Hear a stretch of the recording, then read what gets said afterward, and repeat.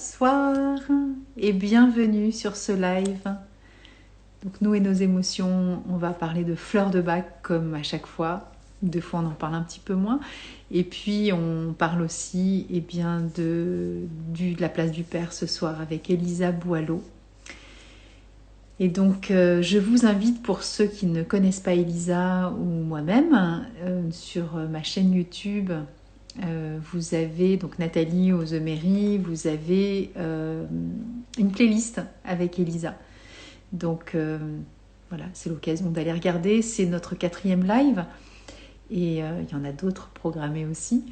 Et donc c'est chouette parce qu'on échange toutes les deux sur nos pratiques différentes et très complémentaires en termes émotionnels, on va dire, hein, parce que évidemment ce que traverse Elisa à travers ses fonctions d'ostéopathe ou de sage-femme, l'expérience qu'elle a aussi de la maternité, forcément, eh bien, il y a beaucoup de choses à dire sur le plan émotionnel. Je vois que personne n'est là. Bon, c'est 20h, hein. J'ai essayé de faire un autre format en me disant que voilà, ce serait mieux. On va voir, hein. Peut-être que vous êtes en plein dîner. C'est jamais la bonne heure. Coucou Elisa. Donc, bon, c'est pas grave, vous regarderez après au retour, hein. C'est comme ça. On a décidé que ce serait comme ça maintenant. À partir de septembre, c'est 20. Alors Elisa va arriver et on va pouvoir commencer à échanger, partager autour de cette thématique. Coucou Oui, Elisa. salut, ça va? Oui, ça va et toi? Ouais, ça va, Ça très va. bien. Ça y est, on est cadré, on se met bien, Ça on y se est, calme. ouais, voilà, on se cale. On se calme. Bon, en fait, ouais, il n'y a pas beaucoup de monde peut-être ce soir, c'est le soir de la C'est rentrée, la il y a peut-être rentrée, beaucoup de choses à débriefer, tu vois, évidemment, voilà, évidemment, s'il y c'est a quand même clair. des gens qui arrivent. Bonjour Ah tout le bah monde. coucou, c'est gentil à tous. Bon, j'appuie sur les petites mains hein, parce que je trouve que c'est mignon, Ouais. les petits coucous qui arrivent. Donc voilà, bah bonjour à tous, c'est super gentil de vous brancher avec nous. Bon, tout le monde n'est pas parent, mais on peut être aussi concerné par la place du père. Ça peut aussi être notre propre père aussi, hein. Bah ouais, c'est ça. Et aussi, on va clarifier peut-être juste au début de l'entretien. On parle de la place du père, mais en fait, c'est la place du deuxième parent, que ce soit un homme, une femme, voilà, hein, genre que ce soit que tout le monde puisse se sentir inclus dans ce live. Accueilli. Après, le père, ça reste le deuxième parent, mais le deuxième parent, ça peut être aussi une mère, donc c'est un peu compliqué. Donc on n'est pas Bah, en tout. fait, le rôle est le même. Oui, Si tu veux, une femme peut avoir le rôle d'un père, entre guillemets, le rôle un peu plus incisif qui va poser les limites et qui va ouvrir l'enfant à l'extérieur. En fait, on est très complémentaires, que ce soit en alternance, dans un couple, même dans un couple hétéro. Hein, des fois, les rôles peuvent être inversés. Donc, en fait, il n'y a pas de il n'y a pas d'obligation ou de, on va dire, besoin de normer les choses. Mais là, on parle du père parce que c'est quand même la figure d'autorité. classico-classique, ouais, Ouais, mais d'autorité. Ouais. justement, tu vois, c'est super genré parce que moi, j'ai été maman solo. Ouais. Et donc, bah, cette fonction qui a été remise aussi, bah, à un moment donné, il y avait une absence de père, hein, mais et même quand il y a eu père après, et ben cette paternité, je l'avais quand même en moi, tu vois, c'est ce cadre et T'as été cette obligé structure. t'as été obligé de poser les limites en même temps que donner la douceur et apprendre l'amour. Bien Donc, sûr. voilà. Donc, c'est important aussi de s'adresser aux parents solo, Ouais. Tout qui à peuvent fait. être aussi des pères et qui peuvent être aussi des mères à l'intérieur d'eux. Donc, c'est Après, on super peut pas large, hein. totalement remplacer l'autre, tu vois. Même en faisant enfin, on est que un, on peut pas être deux. On peut être deux Exactement. qu'à deux. Après, il peut y avoir des pères de substitution, il y a des pères Tout à fait. encadrants qui sont des référents aussi auxquels on attribue ces fonctions de papa, à n'importe quel âge en plus, hein. C'est C'est pas ça. simplement dans notre posture d'enfant.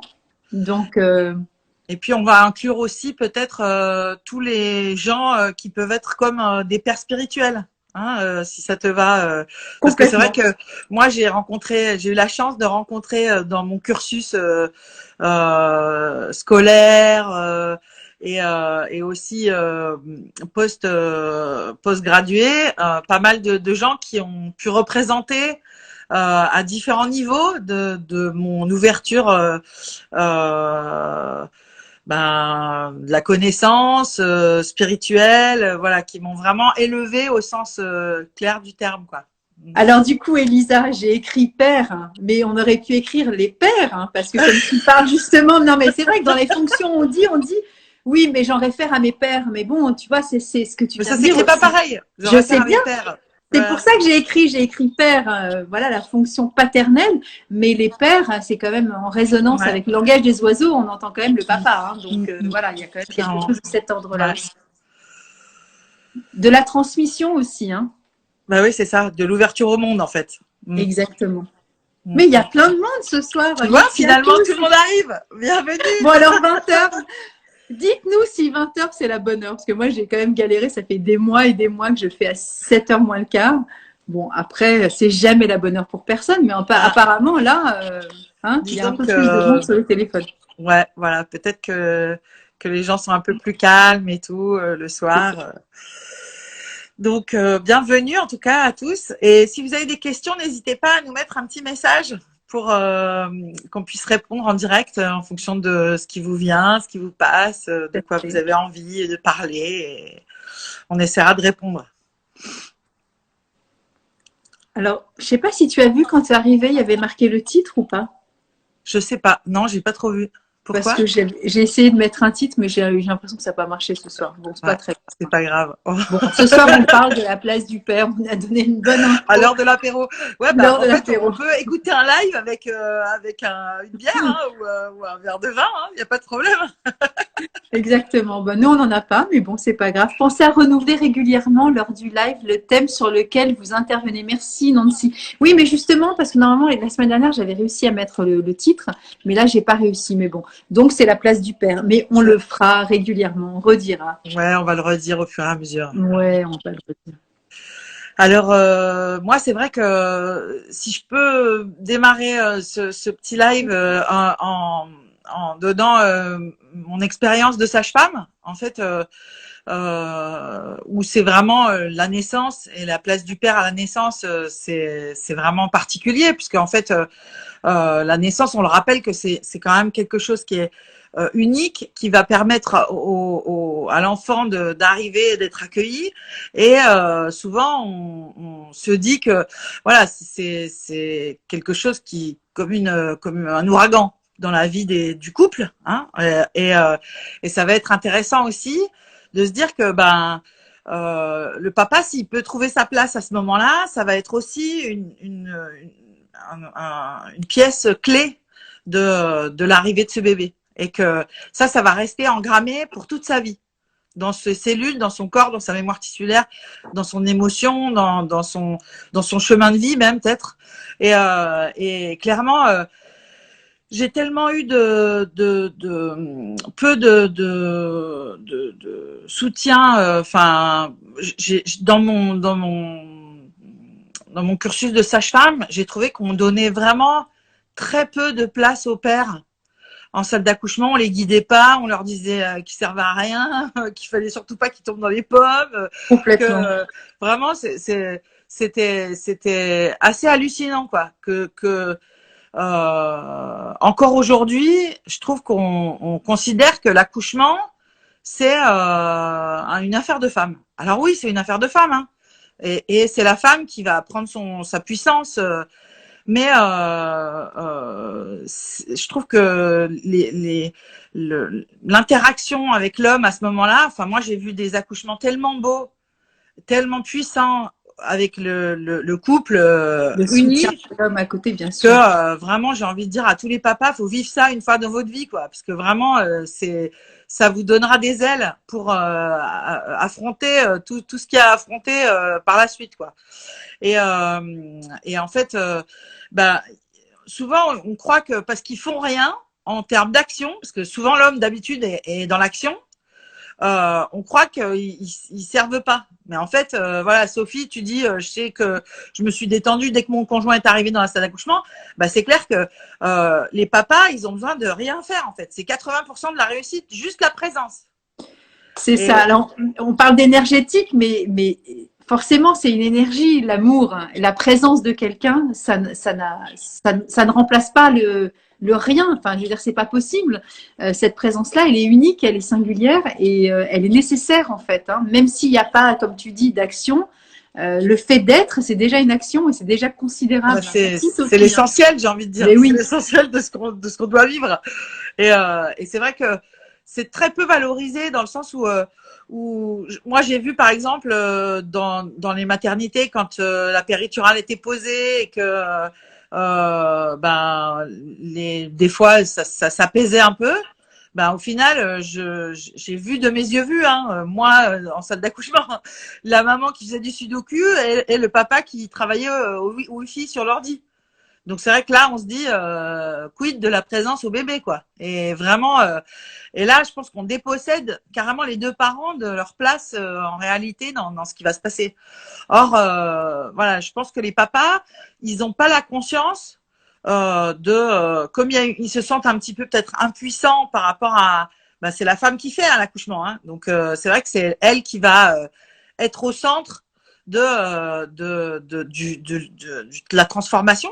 Mais imaginez que le papa fait le cocon autour de la maman, c'est vraiment très très important et c'est ça qui va lui donner une forme de sécurité et on sait que pour l'accouchement, la sécurité, ça se remplace pas, c'est ce que tu disais tout à l'heure. C'est-à-dire que c'est obligatoire, c'est un passage obligé. Si on veut qu'une femme, elle puisse s'ouvrir et laisser passer son bébé dans la sécurité, la tranquillité, il faut qu'elle soit accompagnée et qu'elle se sente, on va dire, guidée et étayée et entendue en fait. Alors souvent on dit que c'est la douleur qui va être le pire de l'accouchement. En fait, souvent c'est la peur. Hein, et ça, pour ça, si les papas savaient que finalement il suffit d'être là pour rassurer leur femme et que ça va avoir une efficacité sur le déroulement de l'accouchement, fondamentalement, ça changerait la donne, quoi. Effectivement, Sophie, tu dis ils sont impuissants par rapport à la douleur. C'est vrai que généralement, c'est les hommes qui passent à l'action. Les femmes, normalement, elles attendent et elles regardent leurs hommes aller dans la tempête. Là, on leur dit, chérie, assieds-toi et nous, on y va. Mais en vrai, voilà, merci Christelle. C'est clair qu'ils ont plein d'outils. Ils peuvent, enfin, un homme qui sait quoi faire, c'est une merveille en salle d'accouchement. Mais oui, c'est certain. Mais du coup, en termes de préparation à la naissance, parce qu'il y a des cours de préparation à la naissance, est-ce que statistiquement, il y a autant d'hommes que de femmes ou pas? Alors, moi, j'avoue que j'ai eu beaucoup, par exemple à l'hôpital, on avait quasiment que des femmes qui venaient. Il y avait un papa de temps en temps qui venait en salle d'accouchement, en préparation à l'accouchement. Voilà. Là, dans les préparations que je propose à Lyon, en piscine, donc je fais du chant prénatal en piscine, c'est du jamais vu, hein. C'est vraiment des séances. Si vous avez l'occasion de venir, si vous êtes enceinte et que vous habitez n'importe où en France, n'hésitez pas à venir. C'est les lundis ou les mardis soirs et c'est une fois par mois. Alors, les cours sont un peu pris d'assaut, mais en fait, vous verrez si vous allez sur mon mur Insta, que finalement les papas, là, la préparation se fait en couple. C'est le papa qui va bercer la maman et le bébé dans l'eau. Donc là, il n'y a pas le choix c'est-à-dire que la maman, on lui demande pas si elle a envie d'être présente en salle d'accouchement, hein. Elle y est de toute façon. Donc c'est clair que quand le papa peut être là et profiter aussi de ce moment pour faire la bulle et vraiment, disons, proposer à la maman une sécurité et s'entraîner à ça, parce qu'en fait, la maman, moi, je sers de modèle de démonstration quand il y a assez de place dans la piscine. Donc c'est Xavier qui est professeur de Watsu qui montre aux parents comment bercer et comment flotter les mamans. Et je m'endors dans ses bras. C'est-à-dire que là, je sais pas depuis combien de temps on propose cet atelier, mais au moins 5 ans. Je veux dire, à peine je m'allonge et à peine il commence à me flotter, je m'endors. Donc les femmes, c'est pareil. Au bout de 2-3 séances, elles dorment dans l'eau. Et donc ça, c'est incommensurable comme relation. C'est-à-dire se faire flotter par l'homme qu'on aime dans de l'eau à 35 et sentir qu'il est là, qu'il assure. Je l'ai fait chanter aussi, donc tu as des oreilles dans l'eau et tu entends la voix de ton homme que t'aimes vibrer ton bébé. C'est le paradis, hein, vraiment. Il y a vraiment quelque chose qui se passe, qui se tisse. Voilà, c'est du lien qui se tisse dans l'énergétique et aussi dans les sentiments. C'est-à-dire que c'est rare qu'on fasse une petite pause. Normalement, la séance, elle fait 1h30 et finalement, des fois, on fait 2 heures, 2h30 de séance. C'est fou, hein, un peu, mais en même temps. Mais tu sais, ça me fait penser, Elisa, que forcément ces hommes-là aussi sont dans une posture pas fétale dans l'eau, mais ils ont aussi cette connexion à cette mémoire aussi de leur propre gestation in utero. Et je trouve c'est, enfin bon, on en a déjà parlé, mais c'est exceptionnel de pouvoir accueillir ce bébé dans ces conditions, dans les deux facettes en fait. Hein. Et c'est clair que, comme tu dis, le papa il n'a pas accouché et il accouchera jamais, mais par contre il est né. Et donc, de cette place-là, je pense que c'est vraiment intéressant qu'il puisse donner l'énergie de sa propre naissance à lui, de cette expérience-là de naissance qu'il a eue à son bébé, pour qu'il puisse vraiment lui montrer le chemin déjà de l'intérieur. Et ça, je pense que les hommes n'ont pas encore assez réalisé. Si les papas nous regardent, dites-vous que vous avez un potentiel exceptionnel à l'intérieur de vous et que vous allez pouvoir vraiment transmettre ça directement à votre bébé. C'est-à-dire que même en posant une main sur la cuisse, à l'intérieur de la cuisse de votre chéri, et en appelant avec votre cœur le bébé de l'intérieur, en lui parlant gentiment et en le rassurant, vous allez voir que vous allez pouvoir vraiment améliorer tout le contexte de la naissance et de l'accouchement. Déjà, votre chérie, elle va être rassurée, et puis le bébé aussi. Donc, c'est quelque chose qui… Alors, c'est vrai que quand il y a des expériences qui ont été un peu difficiles, parce que des fois, si les papas, par exemple, ont eu une expérience douloureuse de naissance ou c'est ce que j'allais évoquer, bien sûr. Bah, le papa, des fois, c'est une pile électrique à côté de la femme qui accouche. Donc, c'est vrai que ça va être compliqué, en fait. Donc, c'est pour ça que c'est intéressant, avant l'accouchement, de pouvoir aussi, on va dire, le travailler et puis pas hésiter à proposer au papa un vrai travail de fond. Hein, alors, je sais pas ce que tu pourrais proposer, toi, au père, en fonction de leur vécu in utero ou de leur naissance. Bah, après, c'est un travail, c'est un travail qu'on fait en accompagnement, mais au niveau des fleurs, je peux pas en donner en particulier parce que ça va dépendre de la crainte ou ou des traumatismes du papa. Mais c'est pour ça que j'ai parlé du cours de préparation à l'accouchement parce que on peut se plaindre, entre guillemets, qu'il soit inactif, mais il faut aussi que les professionnels de la petite enfance et de la périnatalité intègrent la place du père aussi dans le travail, parce que sinon, ça reste un truc qui est complètement… qui est déconnecté de la réalité. Et en fait, les hommes, ils ont aussi besoin d'incarner cette naissance à leur façon. Et comme tu le dis, énergétiquement, de toute façon, ils sont dedans. Puis bon, voilà, dans l'eau, tu es forcément dans l'utérus de ta mère. Ouais. Donc, voilà. Et donc, par rapport à tout ce qu'ils auraient pu vivre, bah, forcément, ça fait remonter des choses.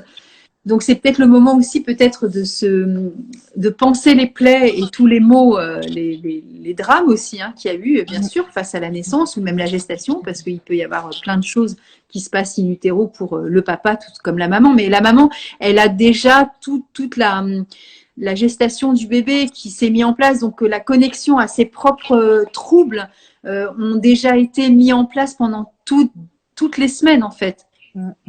Tandis que le papa, bon bah là, s'il y a quelque chose à faire, c'est maintenant pour faciliter aussi le passage du bébé et puis cette filiation aussi énergétique de ces traumatismes qui vont pas se transmettre non plus au bébé, avec qui est son histoire à lui, qui est pas l'histoire du père aussi. Hein, c'est important. C'est sûr que si tu veux, moi je me souviens avoir eu en consultation des mamans pour terme dépassé et puis souvent on cherche dans le vécu de la maman en fonction de elle, ce qu'elle a vécu comme accouchement antérieur, ou alors comme. Mais je me souviens d'un couple. En fait, on avait fait un gros travail avec la maman et au final, on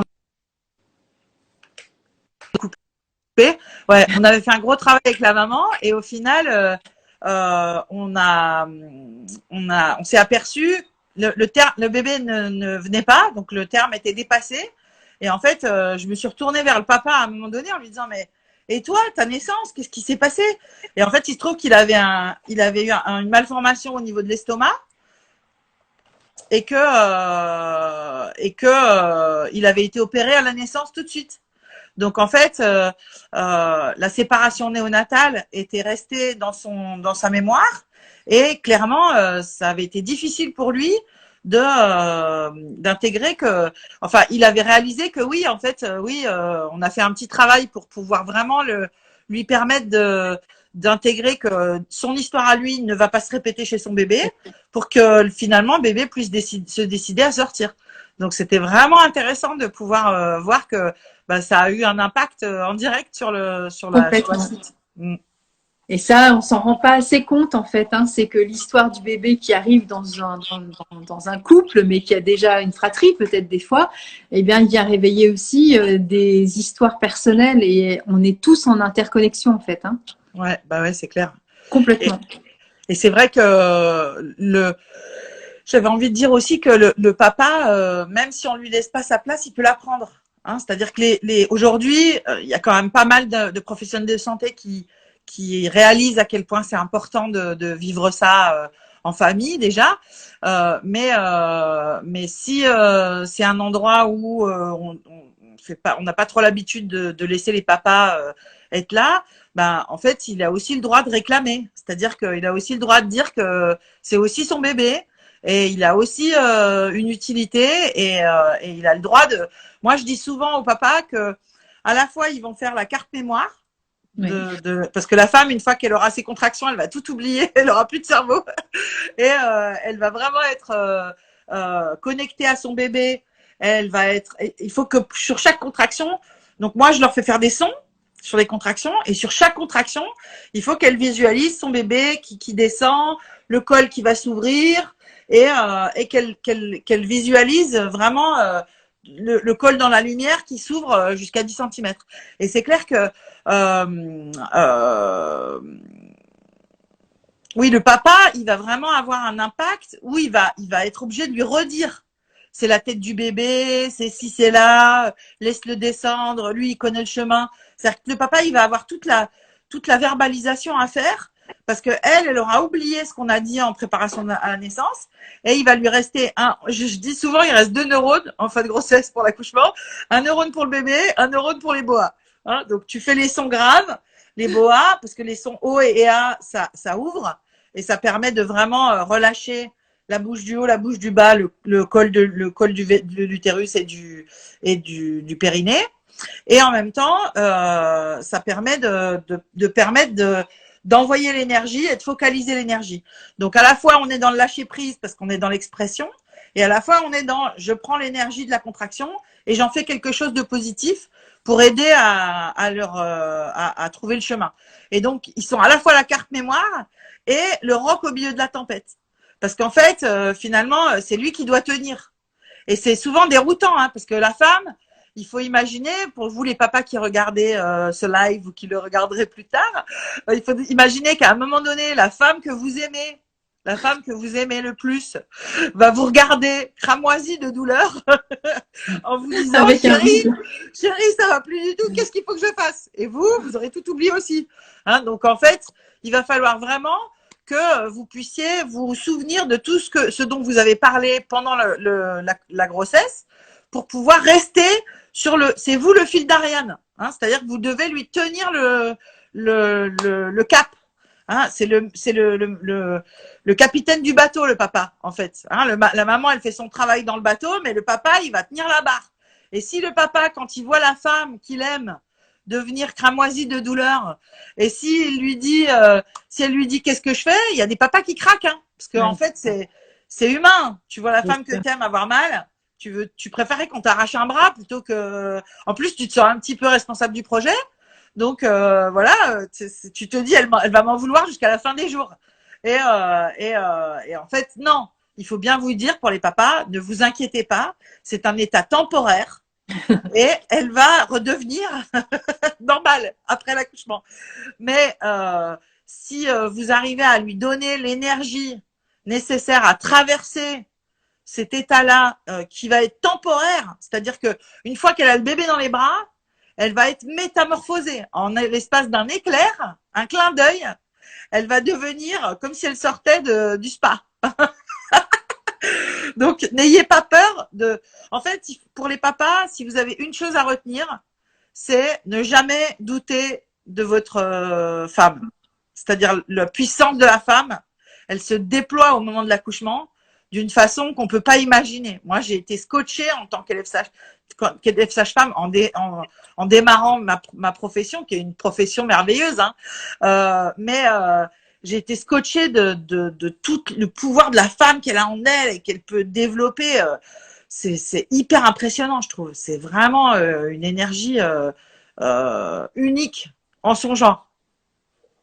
Mais du coup, là, par rapport aux hommes, dans ces moments-là, ne pas douter non plus de, soi-disant, de l'impuissance qui pourrait être, enfin, qui pourrait ressentir. En fait, au contraire, là, c'est incarner totalement la puissance et réincarner le pouvoir total qu'ils ont justement sur la maîtrise de ce capitaine dont tu parles. Et puis toi, la boussole qui va guider aussi le capitaine, parce qu'il y a des moments, voilà, il peut aussi avoir besoin de soutien, mais vous êtes deux finalement. Hein, et puis le papa, il va aussi faire écran par rapport à tout ce qui peut se passer en dehors de la femme et de son bébé.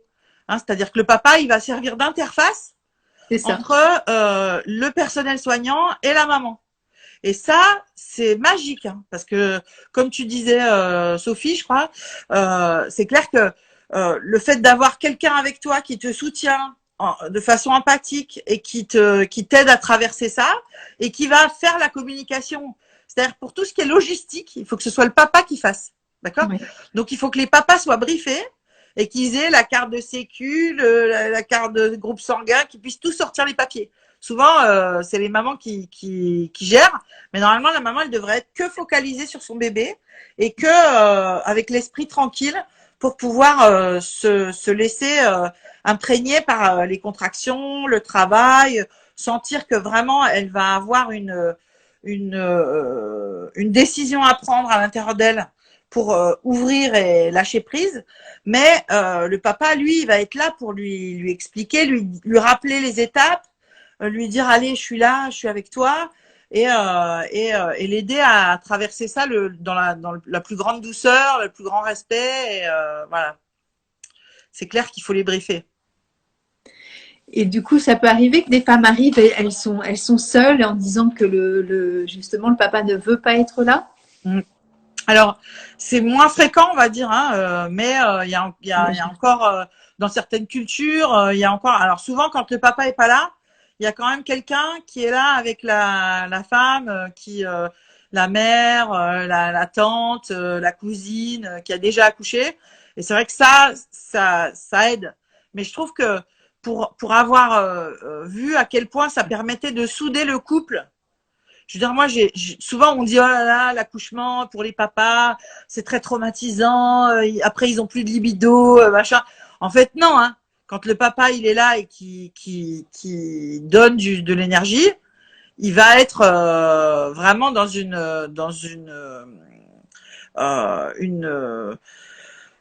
quand il a compris sa place. Il va être très puissant en fait. Au contraire, ça va être vraiment un lien qui va les souder tous les deux et qui va les aider à faire évoluer la relation. Oui, il y a beaucoup d'erreurs encore, enfin de pensées qui sont pas justes en fait par rapport à ce que peut représenter un accouchement pour un homme et à la soi-disant fragilité de l'homme. C'est ce qui est probable. Hein. C'est des fausses croyances. Voilà. Moi, j'ai vu un papa un jour en salle d'accouchement qui vient me voir et qui me dit, c'était il y a longtemps, hein, je sais pas combien d'années lumière, c'était au début de ma pratique de sage-femme.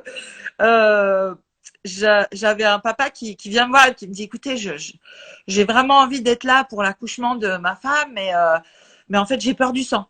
Donc je sais pas comment je vais réagir parce que dès que je vois une goutte de sang, je m'évanouis. Je fais, écoutez, on va gérer. Vous inquiétez pas, vous verrez rien.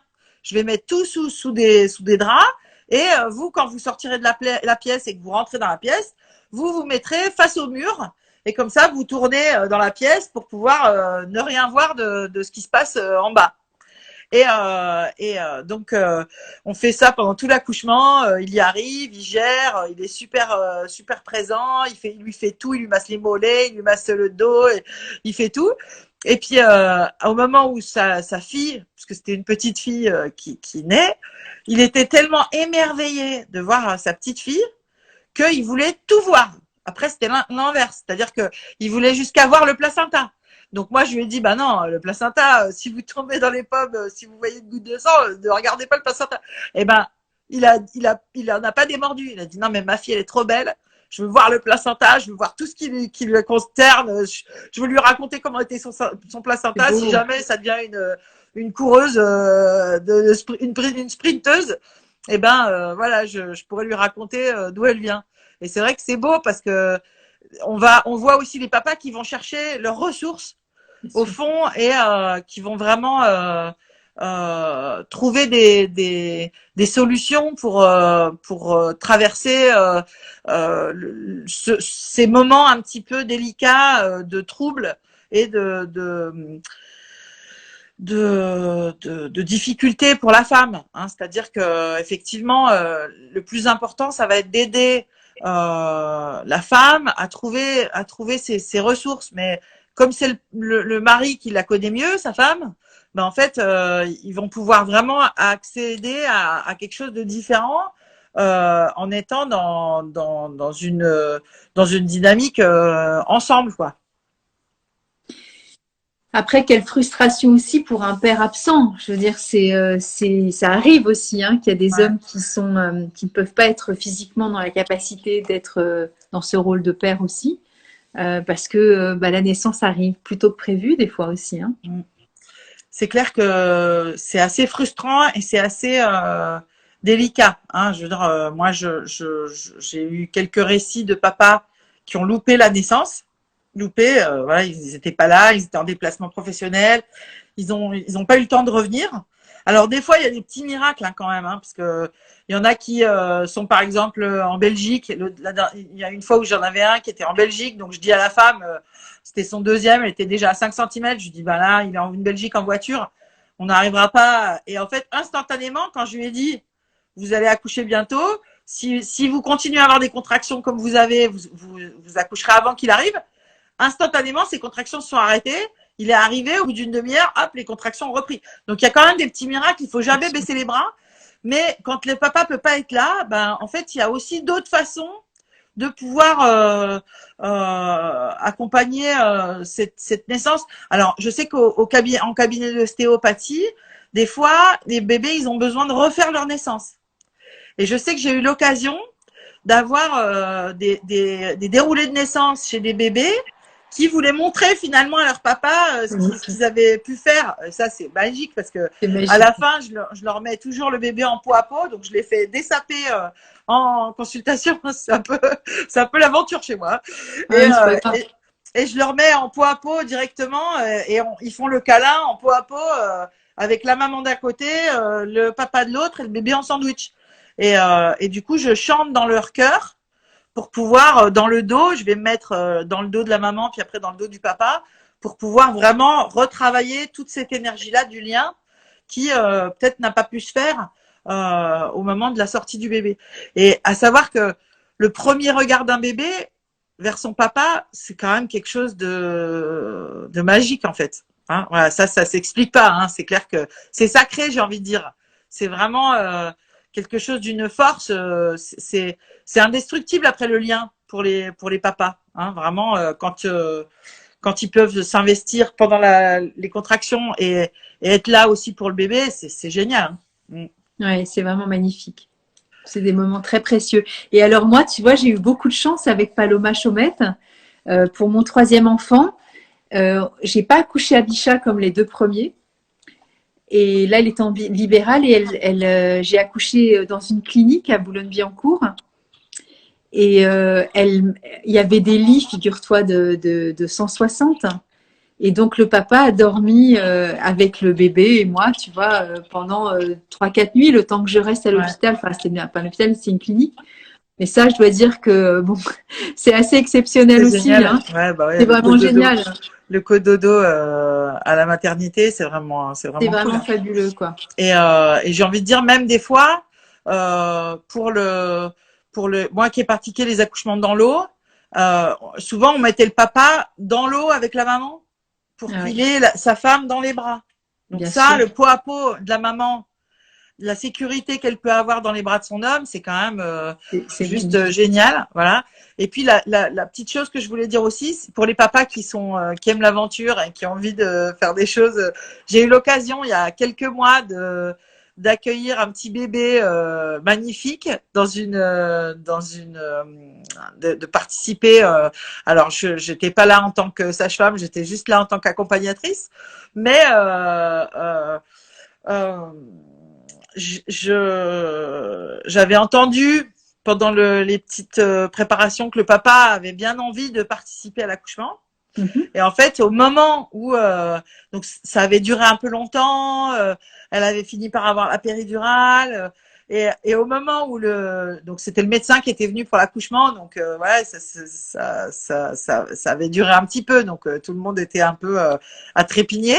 Et au moment où la tête a commencé à pointer son nez, j'ai dit au médecin, mais le papa voulait pratiquer l'accouchement avec vous, quoi. Donc en fait, elle l'a fait carrément, elle lui a fait mettre les mains sur la Ah tête de ouais, son bébé et sortir les épaules et sortir le bébé complètement. Donc ils ont fait du quatre mains comme au piano. magnifique. Et ça, c'est magique pour les papas qui se sentent, qui peuvent. Alors, soit ils peuvent l'attraper depuis en étant à côté de leur femme et ils attrapent le bébé quand il est vraiment par sous les bras quand il commence à sortir. Soit carrément ils peuvent aller directement aider le bébé. Et ça, c'est Avec magique parce que plaisir. les mains du papa pour la première fois sur le bébé, c'est-à-dire que les mains qu'il va sentir en premier sur son corps, ce sera les mains de son papa. Et ça, mais ça, c'est de l'or, en fait. C'est vraiment, n'hésitez pas pour les papas qui se sentent. Alors, faut pas hésiter à prendre sa place parce que c'est pas des choses qu'on va forcément vous encourager à faire ou vous proposer.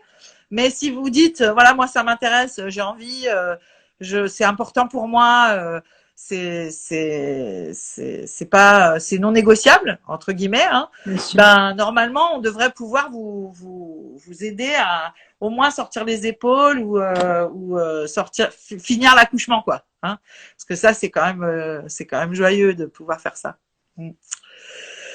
Et la dernière chose que je voulais dire sur la place des papas, c'est la place des papas pendant la césarienne. Ok.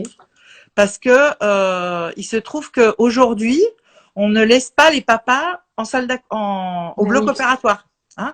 Alors moi, quand j'ai commencé en tant que sage-femme, on avait la possibilité pour les papas qui voulaient de les habiller en tenue de bloc et de les Mhm. descendre au bloc avec les mamans dans le Ok. bloc.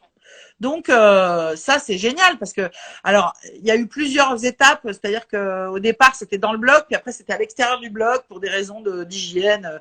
Mais en vrai, voilà, je pense que c'est aussi pour être tranquille parce que clairement, mais qu'il soit là à ce moment-là et qu'il puisse voir la sortie du bébé, c'est quand même génial, quoi, parce que il n'y a pas de raison que parce qu'il naît par césarienne, Bien sûr. on vole la naissance au papa aussi. Hein.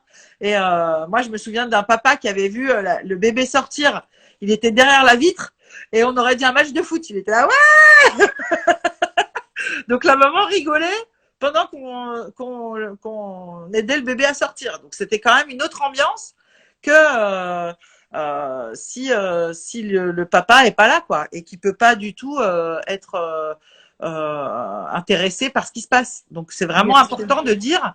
Alors si vraiment on refuse de le laisser rentrer au bloc opératoire, il peut quand même faire une demande d'être là pour la sortie du bébé. C'est-à-dire que D'accord. souvent les bébés qui sont nés par césarienne, on les met des fois en couveuse Oui. le temps que la maman soit en salle de réveil Mhm. et pour laisser le bébé, la maman se réveiller en surveillance pendant 1 heure ou 2 heures et après la césarienne.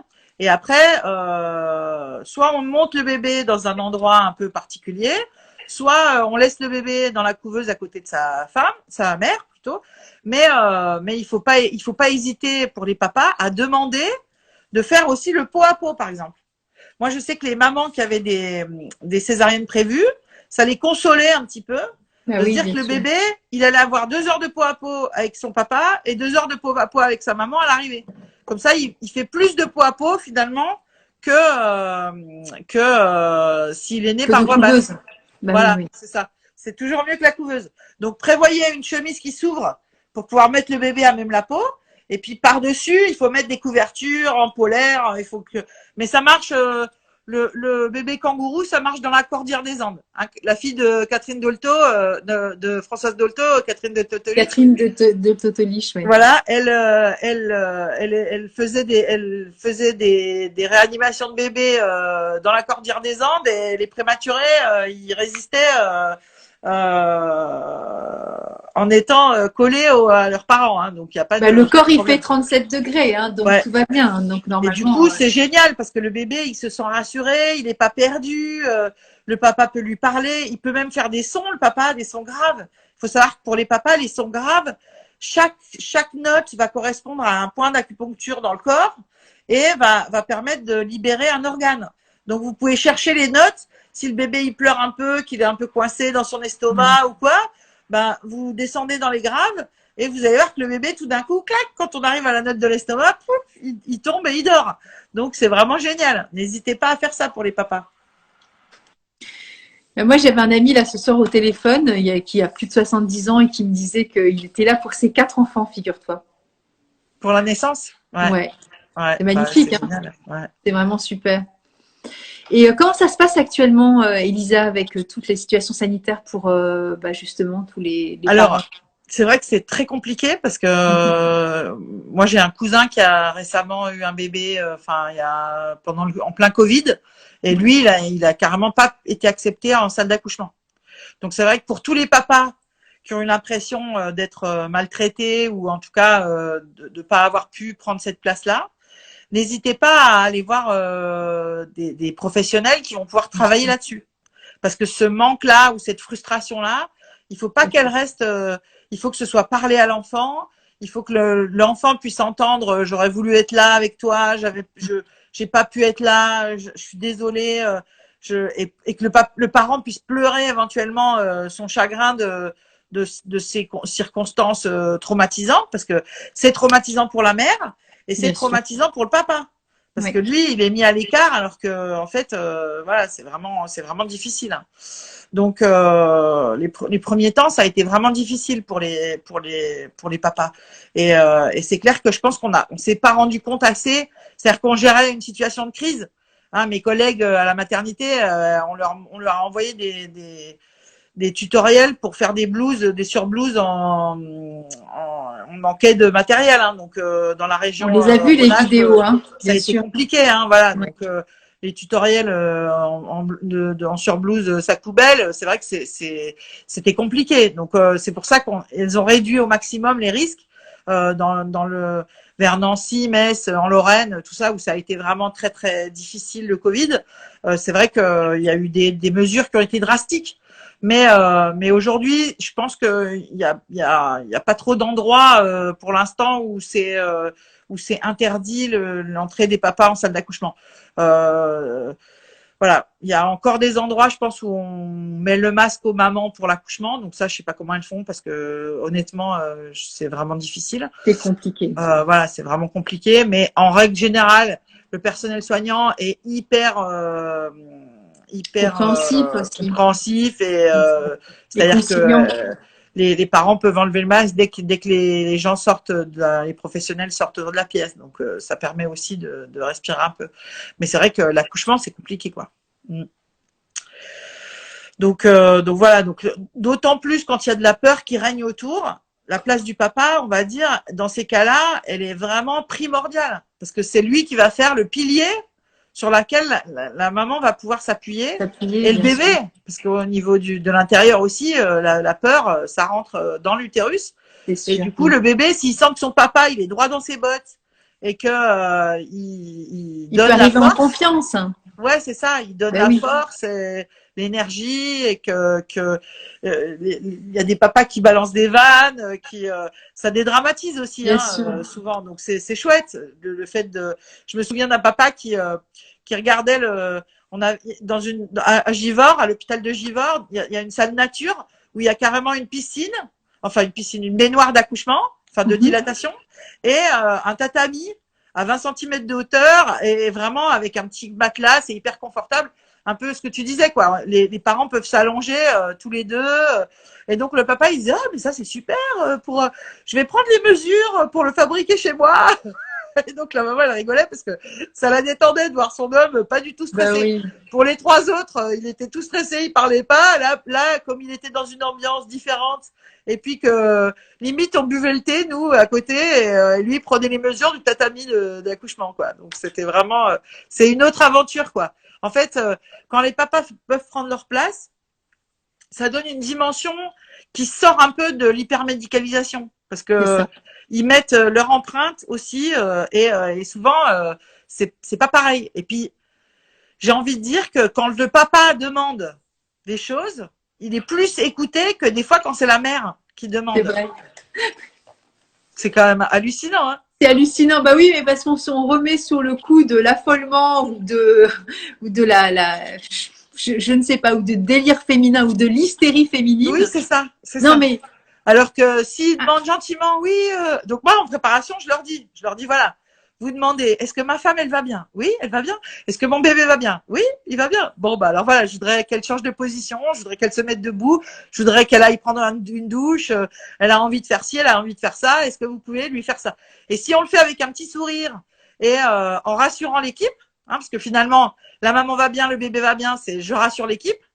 c'est vrai. Alors c'est un peu le monde à l'envers parce que c'est le papa qui est obligé de rassurer l'équipe. Mais en même temps, aujourd'hui où le médico-légal est vraiment difficile à intégrer et il y a un gros poids qui pèse sur le personnel hospitalier hein, aujourd'hui, en fait on en est à arriver à ça quoi. Et souvent, quand on fait pas l'affrontement, mais au contraire, qu'on trouve des zones de communication, qu'on peut négocier des choses, qu'on peut expliquer ce qui est important pour nous, et ben finalement, ça va être Ça passe. ça passe. Voilà. Ouais, les personnels hospitaliers, ils sont quand même très à l'écoute aujourd'hui.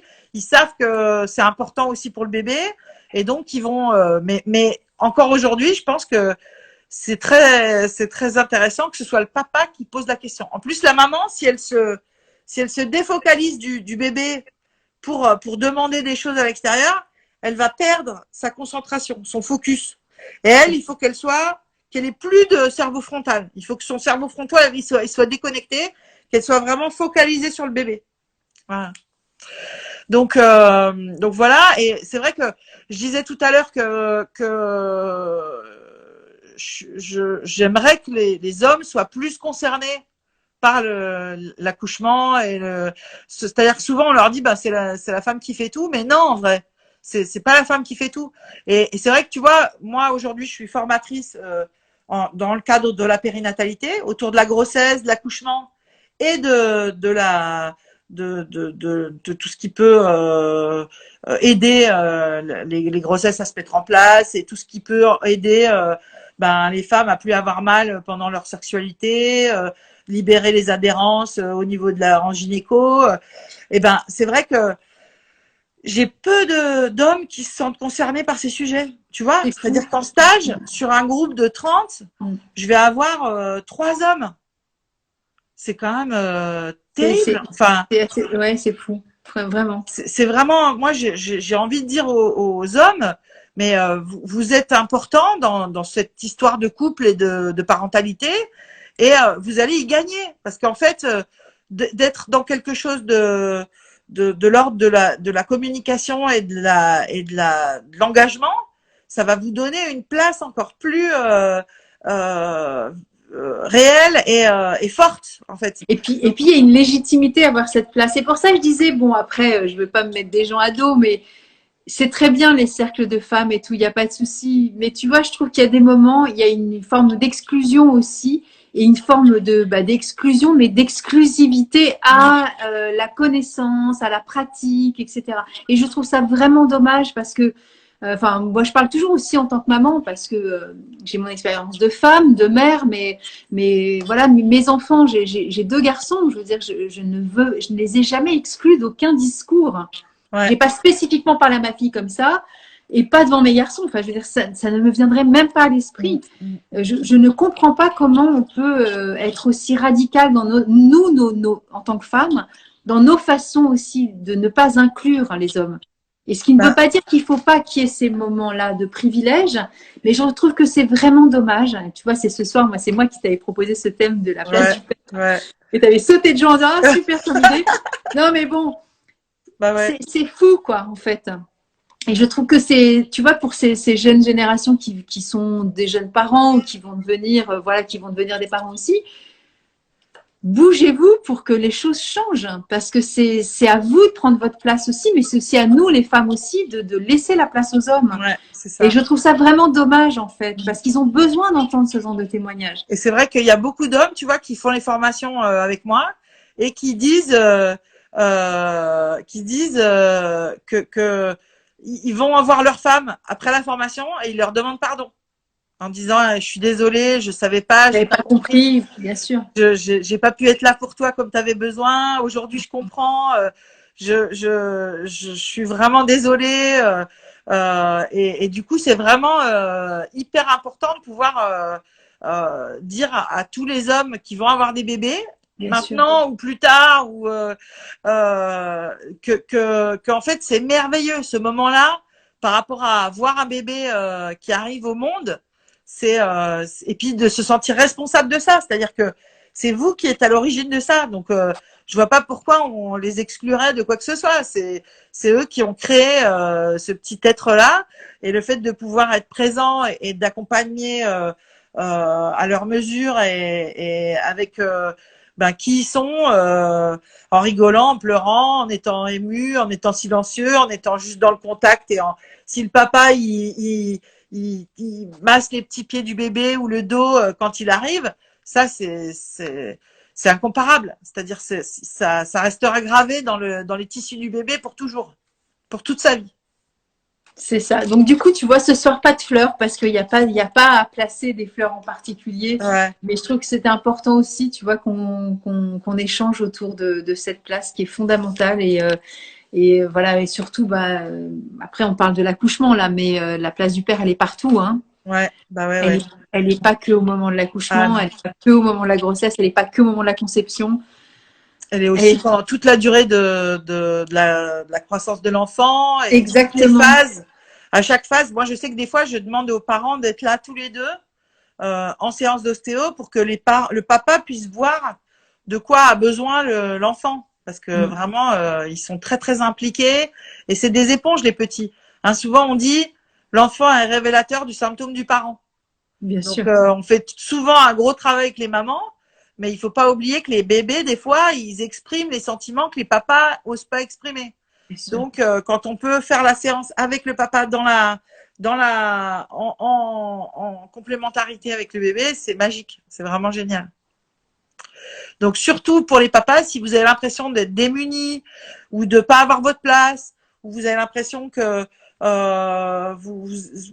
c'est 2 + 1 et vous qui êtes éjecté, ou vous avez l'impression que c'est la confiance est pas là, ou que vous êtes maladroit, ou que vous savez pas faire, ou que venez vous faire traiter, venez accompagner votre famille en séance et trouver des solutions ensemble, parce que ça change tout, le fait d'avoir du soutien, de l'écoute. Moi, j'ai des papas, des fois, quand je vois les mamans réagir, tu vois, c'est des fois la maman, elle continue à me parler après la consultation, puis c'est le papa qui va essayer de rhabiller son bébé. Et en fait, il fait un peu moins vite que la maman déjà parce qu'il a moins l'habitude. Et puis, s'il faut changer la couche, mon Dieu. Mais ça n'empêche que je dis souvent aux mamans, non, tu le laisses faire. C'est lui qui a commencé. Oui. Il doit faire à son rythme. On n'est pas aux pièces. Tu le laisses parce que dans 6 mois, quand lui il va plus rien faire parce que tu vas lui avoir dit sans arrêt que c'est pas comme il faut, c'est pas ci, c'est pas ça, il va en avoir marre et il va arrêter. Il va plus le faire.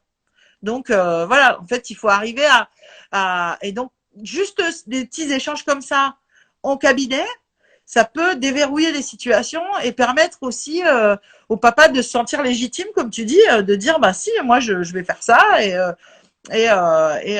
c'est moi qui décide aussi.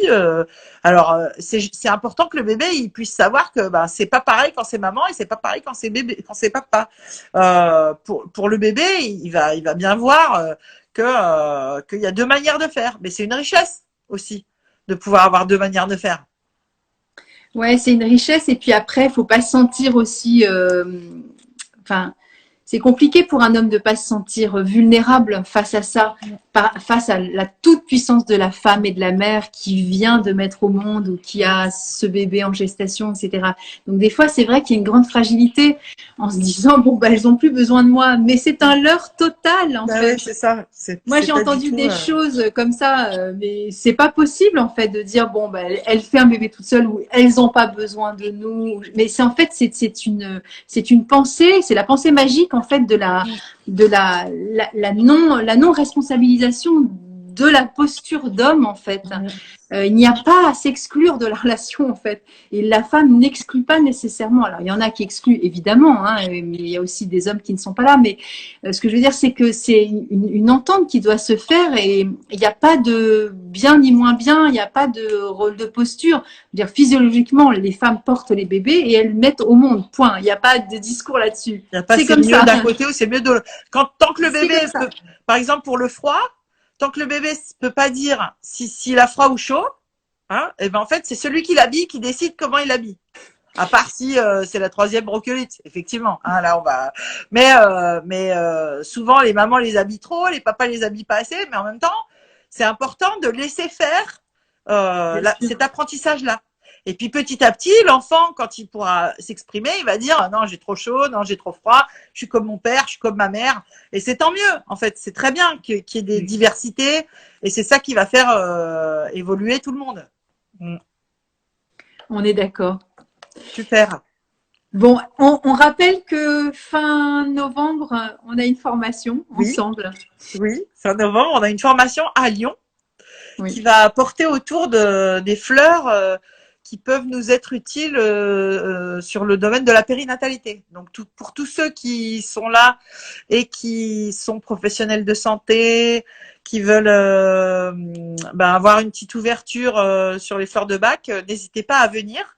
Les informations seront bientôt sur la newsletter. Donc peut-être regarder sur mon site à moi, elisaboileau.com.